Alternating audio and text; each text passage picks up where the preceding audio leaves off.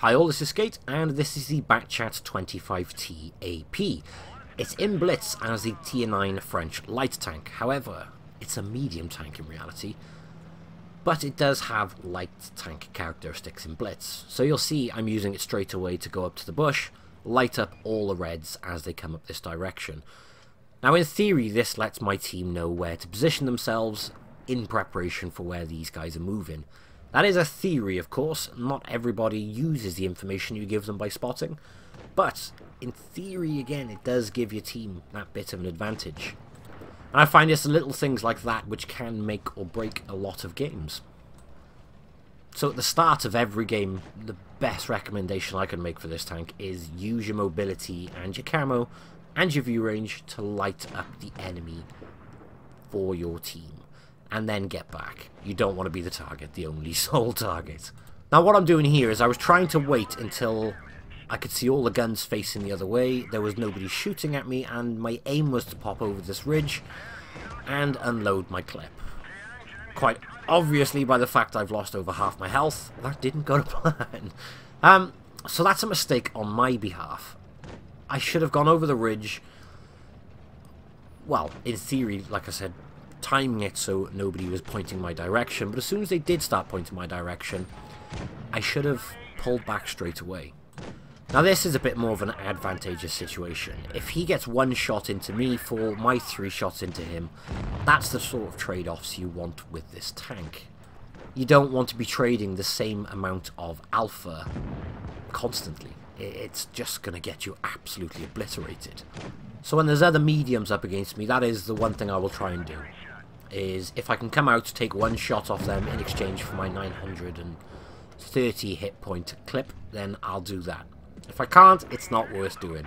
Or if it's something like an ISU or something with a very big gun, then no, there's no circumstance where you want to trade off there. What you want to be doing against big guns is trying to avoid being shot by them at all costs. Like here, my plan was to flank that ISU and try and get my clip into him. However, the T-54 obviously knew exactly what I was doing, and he knows I'm about to be on a reload, so he has rushed me. But he pulled back. But check out my health. Yeah, this is not a good situation to be in. So from here on out, I need to put myself into a position where I can support my team without accepting any other fire. If anything is pointing his gun at me like that, I have no interest in going to face it now. Because I'm better off being alive, doing some damage to help my team, than doing nothing by dying, pretty much. I mean, there's a T-28 proto by here. He's not looking at me at the moment, which means in theory I can get up to the next bit. I know he's on a reload still, so I can get one more into him. And this is a bit risky, I shouldn't have done this really, but I did manage to get one more shot into him, and I did manage to finish my clip and avoid his return shot. But look at this circumstance. It's just me and one of the medium tank, and there is that T-28 proto, which I'm stuck behind now. I can't go to base point blank. You could say, yeah, charge down to base gate, but if I flew past that proto, I'd be dead in the water. Now that PTA on my team was distracted the Protoss, which means I could come out and get some more shots into him, but the base has just hit 100. We fired a HE, but it was as it hit 100, so I think if that was 1 second longer, we would have had it. However, we didn't, which means that was a loss for 4,302 damage. It was still a good game. We had a couple of zeros on our team, but I think that was good. However, the reason I've included that is because it can be better. You know that situation at the start where I traded over half my health for one clip? That was an appalling situation to put this tank in, and you should never put it in that situation.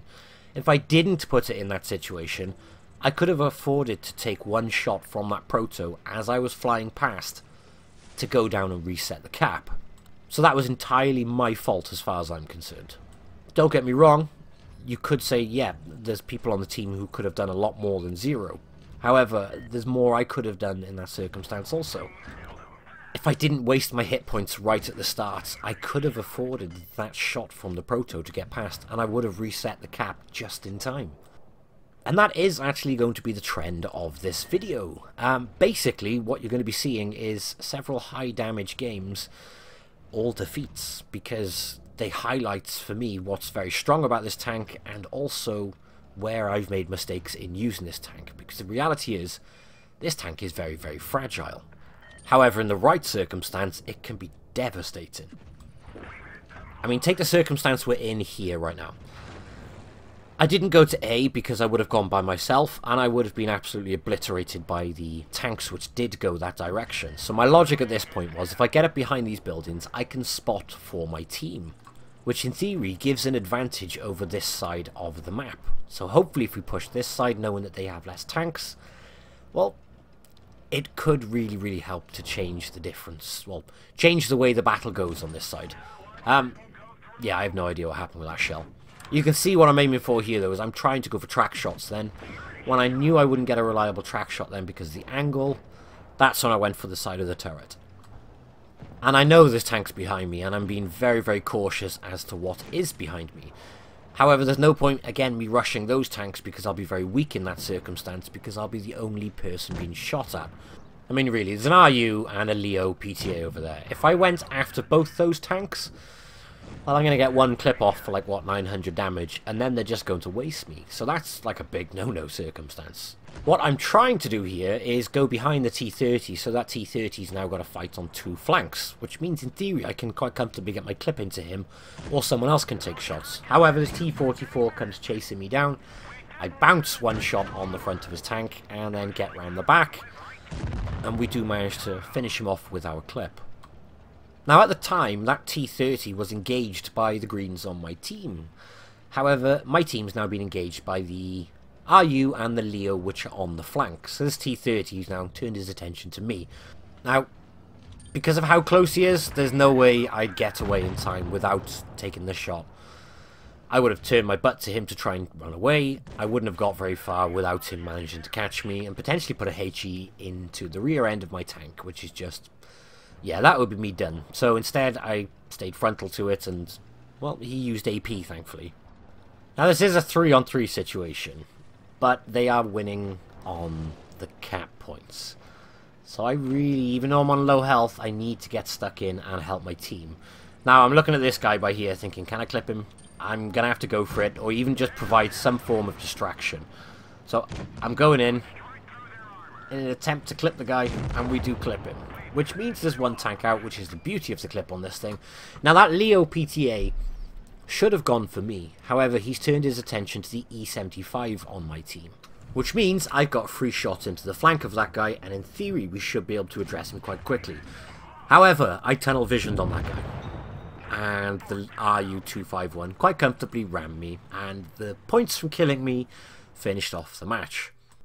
Now, if I'd paid attention to where that RU was, rather than just tunnel vision in that PTA, in theory, we could have finished off the PTA while leaving me in a more secure situation instead of just running out to try and help the E75. So again, that is a mistake on my behalf, but we did do 4,950 damage. So again, it was a nice high damage game, but I made mistakes in which put this fragile tank in a bad situation. Now, I haven't put these high damage defeats in with the intention of going, yeah, could have carried harder, or anything like that. The point I'm trying to get at is you need to consider that this tank has sod all armor. People like to prioritize this tank because it does have that nasty clip potential, and because it's so easily damaged. And that needs to be taken into consideration with the playstyle. And I mentioned this in the previous videos about this line. You can use that to your advantage. You can run around the flanks as quick as you can, and when people are trying to prioritize you, just hide behind a rock and let your team unload into the back of them quite contently. And although you're not doing damage, you're using the fact that people want to kill you in your squishy tank to the advantage of the team. And at that point, it's not all about the damage, but you're doing a lot more to guarantee the win. Even if you're just hiding behind a rock, people are looking, waiting for you to pop out. It allows your team to come around, and it means people are fighting on 2 sides, which you just can't do. That's always what I try and do in this circumstance. If someone's on low health, like this Batchat here, he's on low health, he is alone, so I can one-on-one this guy quite comfortably, finish him off, because I know I have no problems with it. I'm going to clip him. I'm not in a bad situation now where he can start shooting into me while I'm stuck on a reload. You don't brawl in this tank unless you know they have less than 900 hit points, and you can clip them, point blank. If you reload and you can get into a circumstance where you can get in, get out against heavies or TDs, fantastic. But against mediums or things which can keep up with you, which you've got a clip in, if you're not going to finish them off with that clip, well, you're screwed. That's the playstyle I try to live by this. I mean, like I said, I won't go and brawl into things like that. It's suicide in this tank. What I'll try and do is look at what my team are engaged in and try and find a way to get on the flank of those being engaged. That way, in theory, I'm not being the one shot at, but I can unload my clip quickly into them and then bugger off or hide behind a rock and just be a plain distraction. But sometimes, like this sort of game, it's not always possible. This game, I just have to dish as much damage as I physically can. Now, I have just capped C, so we are winning on cap points at the moment. But we're not in a strong situation. I can't believe that shot hit, though, I will say that. Now, although we are winning at the moment, I've just noticed they're capping A, and they've just hit B as well. So while I'm on the reload, I'm going to push down towards this pattern to try and clip it.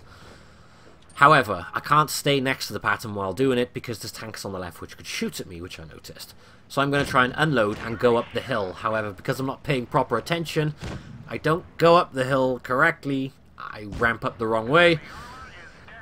And although I get into cover from that side, I left the pattern on really low health. And I thought, you know what, I'm going to leave that to the IS-3, as you can see here. But then I went, hang on. No, I need to stick around and finish this guy off. To which we do, and then I was going to consider a reload. However, I just noticed the Centurion on less than a 2-shot potential. So you'll see I hit the engine boost and came out and screwed up my first shot. And we've gone from winning this to now on the verge of losing it. It's just me and that IS-3 left, and they are capping C, which is the last base they need to get all caps. So, while I'm on a reload, I need to help that guy desperately. I was thinking, shall I cap B? But I decided not. And the reason I decided not is because that IS-3 is on incredibly low health. So, finishing that Centurion off gets one of the guns away from him. And I need him alive because he helps to keep the guns off me while I am reloading. So I need to help him and he can help me. Keeping your team buddies alive in this tank, I think, it puts you in a much stronger position. Because now, I'm in a 2-on-1, and we're losing on cap points. So I don't have time to be sneaky now. I have to, well, roll in. Now, I screwed up my first shot into that T-54 Mod 1, which means he managed to get one in response to me. However, I'm on a reload, and they are, well, they won by cap. And here's the thing, in terms of damage, I don't think there's anything more I could have done. And oh yeah, there's a Centurion in chat raging like hell. He's done it pretty much most of the game. I'd just like to point out, I don't think I could have done any more damage in the circumstance. Well, I was on a reload then while the cap points went up, and that's where my mistake was. If I sat in that middle cap while trying to support the IS-3 rather than diving in head first, we would have had just that little bit more time. And that could have been so different because of that. I mean, in theory, when I looked back on this replay myself, I noted that I could have actually shot the Centurion and killed him from B and been in a more stronger position anyway, because I would have been behind the rock while I reload. So I should have stayed at B. It would have given me that little bit more time, and I could have dealt with one of the other tanks. And this is the main thing I wanted to highlight as part of this video, is you need to play this tank by taking those things into consideration.